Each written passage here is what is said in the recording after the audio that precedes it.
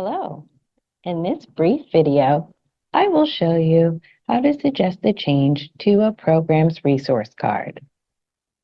After you've logged into CAREAPP and made your search for a resource, say you notice information about the program has changed or does not appear to be accurate, such as a phone number or hours of business. Let Find Help know by following these steps. Their data team will verify the change with the program and conduct a full program review. Locate the program's resource card and select Suggest.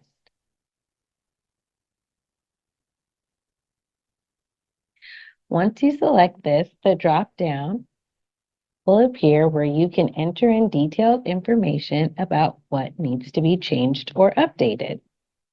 After doing so, simply click Send.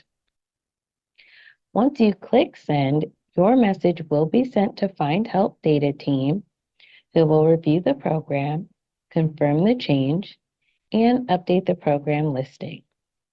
Find Help has a response time of 2 business days. You will receive an email from Find Help if they have any questions regarding your suggestion or to let you know that the change has been made. Thank you for watching.